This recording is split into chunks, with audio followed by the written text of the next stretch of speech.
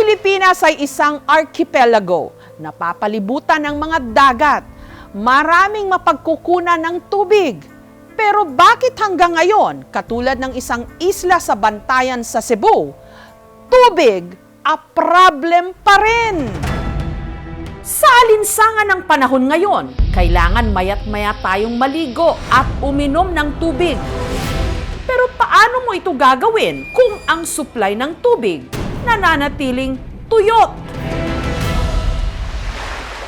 Ito ang sitwasyon sa Isla Muambok sa Bantayan Island, Cebu. Kabalinto na ang napapaligiran sila ng malinaw na tubig dagat.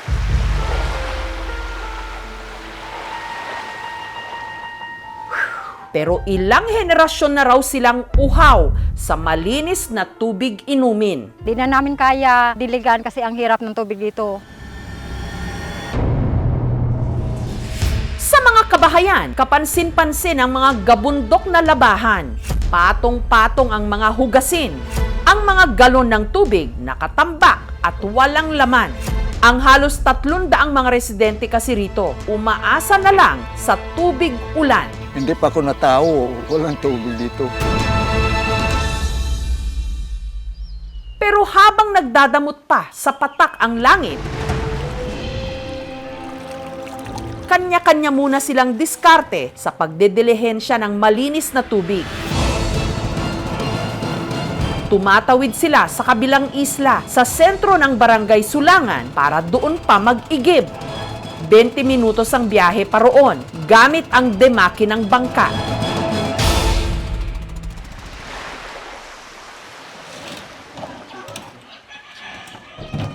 Alas 6 pa lang ng umaga, inihahanda na ng 71 anyos na si Tatay Rosibal ang 10 container ng tubig na kanyang pupunuin.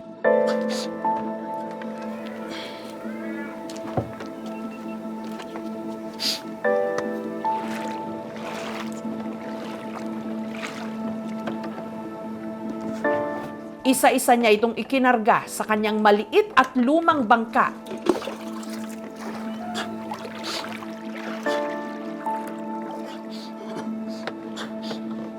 Ang biyahe, inaabot ng 1 oras. Ang gamit niya kasing bangka, desagwan.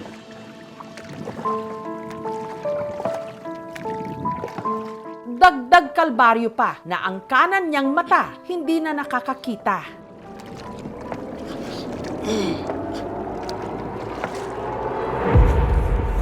Pero hindi pa man nakakalayo ng dalampasigan, nagsimula na ang aberya. Ang bangka kasi ni Tatay, may butas.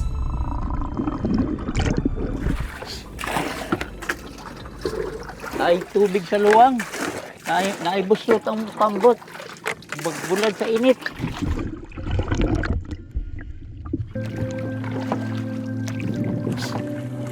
Hindi pa man nangangalahati sa pagsagwan, hapon na siya. Ari akong baon nga pan. Oh, salamat sa Ginoo. Bug na sa dughan.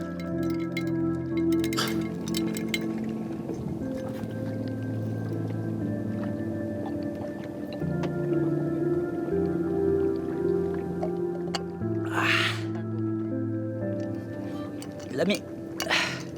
Iinom ako sa tubig kay murag kuha lang akong tutunlan ba naughan. Maayo gan may tubig nga dala. Nung nakaipon ng lakas, ipinagpatuloy ang pagsagwan.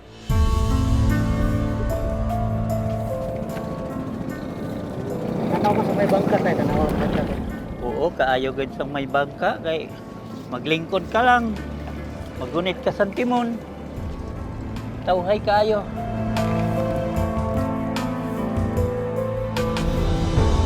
Hindi niya namalayan, malapit na pala siya sa sentro ng Isla Sulangan.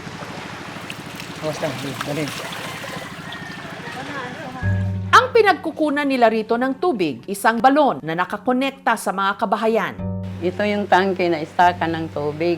Gaya ng ginagamit ni na Dolores na binabayaran niya buwan-buwan Sa isang buwan, nakabayad ako ng 4,000. para nakamenos sa bayarin, si Dolores nagpapaigib sa mga dayo mula Isla Muambok na walang sariling supply ng tubig. Ang tig-init, ang kita namin araw-araw, 500, 300. Nababawi man para makabili ng para sa maintenance. Dito nag-iigib ng tubig si Tatay Rusibal. Dugi, kon la ko giluya.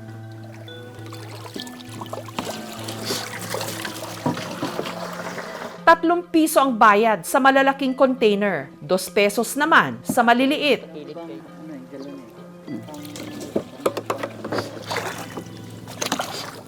Dawata, Olivia. 40 naman ang bayad, pero 30 naman rin ako. Kwarta, okay lang daw. Kay senior naman. Ikabit ko rin akong layag para makusog-kusog ang akong dagan, mahangin. Pero dahil mabigat na ang dala niya, mas mabilis na ring pinasukan ng tubig ang butas ng kanyang bangka.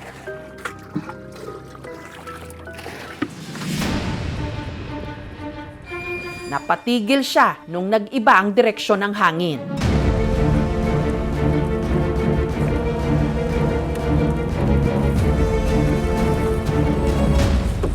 Pero may batsyag na ang akong mata sa kainit. Maayo gad ang may makina, sir. Dali-dali ako maabot. Sa Isla Muambok, sinalubong siya ng kanyang misis na si Rebecca.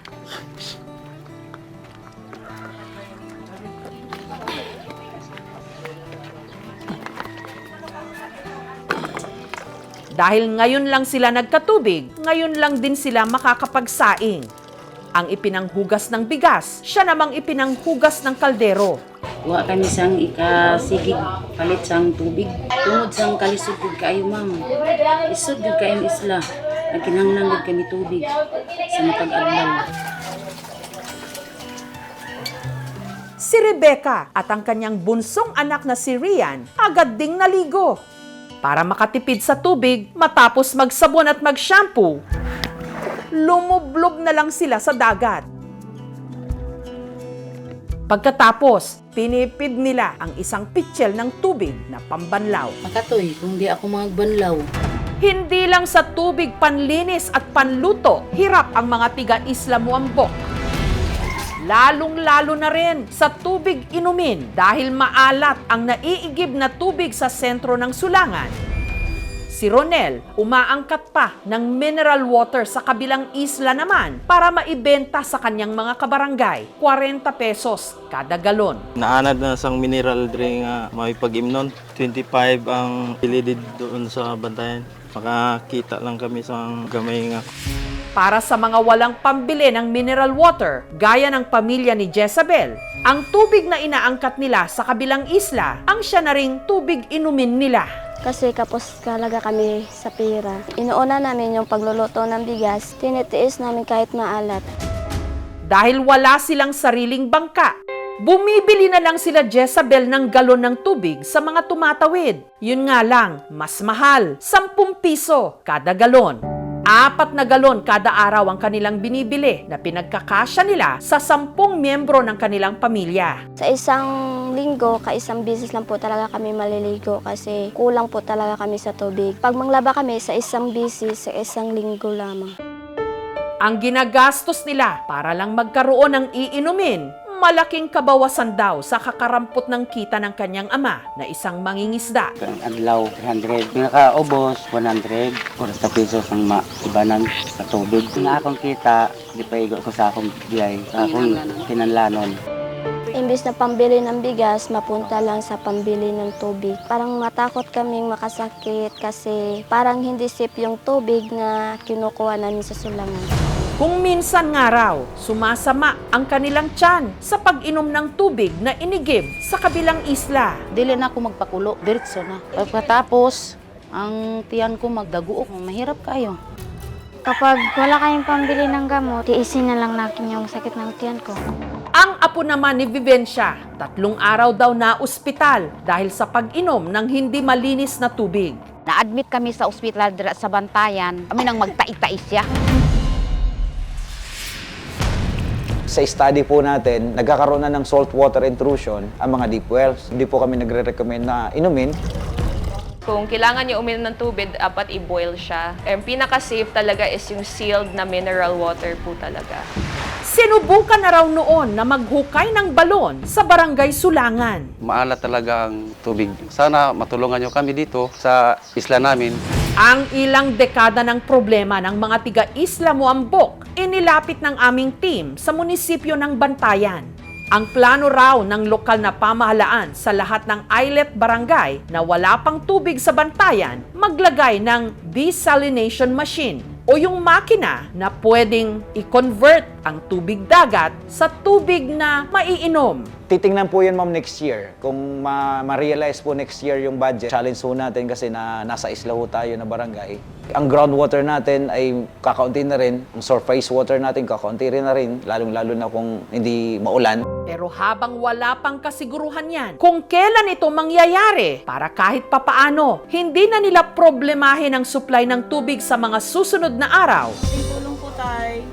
Sinagot na ng aming team ang 1 linggong supply ng tubig ni Tatay Rosibal, Jezabel at Vivencia. Mayong adlaw na, tay. Meron ding nagboluntaryong magbigay sa kanila ng tig-1 galong mineral water. Para na rin po makatulong sa mga residente dito kasi wala ditong refilling sa isla nila.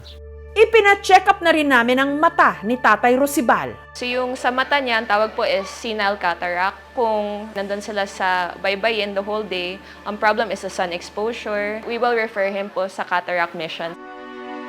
Akon gi panawagan nga naot nga tabangan kami diri sa isla nga makunan sin tubig. Hinihiling namin sana makatubig po dito nga yung libre lang sana kasi wala po talaga kaming pangbili. Salamat sa Ginoo, bugna sa dughan. Pangunahing pangangailangan ng tao ang tubig para mabuhay.